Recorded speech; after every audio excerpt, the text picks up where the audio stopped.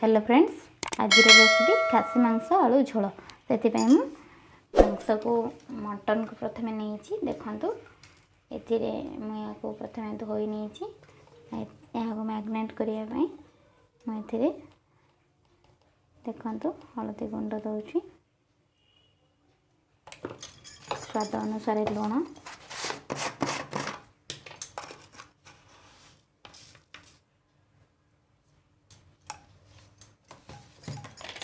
और सोरिष तेल आम प्रथम मैग्नेट करना।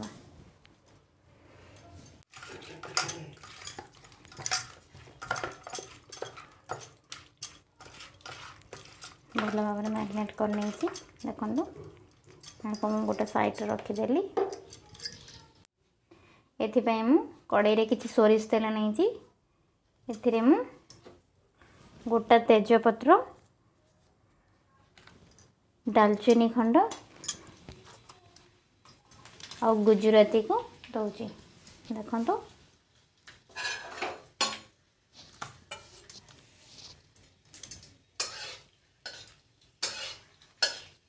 एथिरे मु वर्तमान बड़ा बड़ा करके काटी तीनोटी पियाज दे देछि।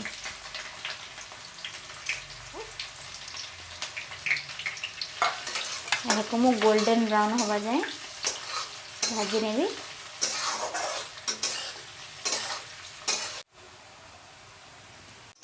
देखो गोल्डन ब्राउन कलर हो गलानी। आम ए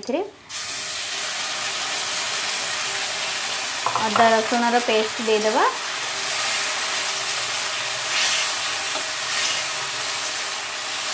आमको भल भाव कषि नवा।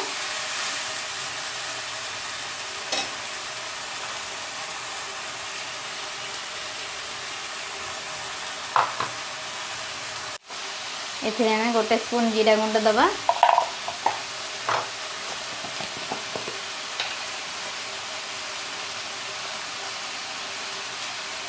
गोटे स्पून लंका गुंड दबा।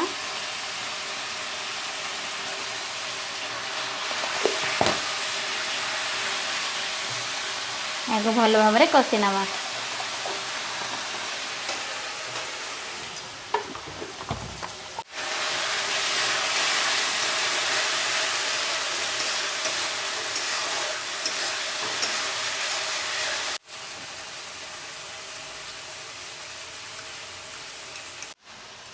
देखो मसला तो आमर भल भाव में होगला। ये टाइम गोटे बिलाती की देदेबा काटिकी बिलाती को देकी यहाँ भल भाव में मेल्ट करदे।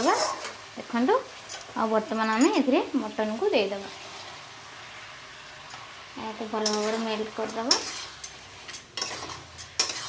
यहाँ आम 5 मिनट ढांकी नवा।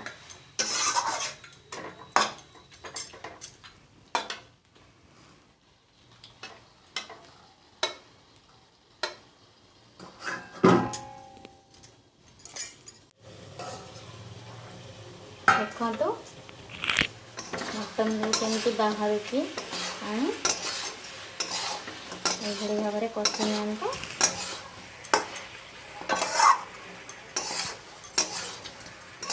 जिते कषिले सेते भल टेस्ट आसब। आ किसी समय ढांकी नवा।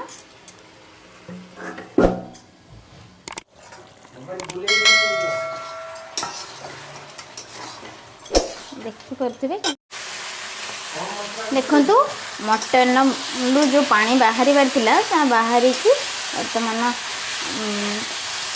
रेडी हो गला। मटन नु पानी बाहर की मरीगला। तो हम ये टाइम काटी रखि गोटे आलू को देदेले। देखु बर्तमान को देखो कौन कर गैस फ्लेम स्लिम करदेली। गैस को बर्तमान ऑफ कर दे।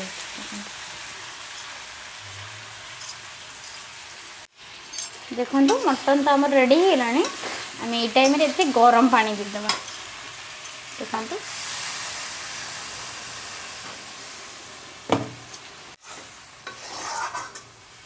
देखिपे गरम पानी देली। जेहेतु आम मटन सीझिब से गोटे प्रेसर दे दूँ।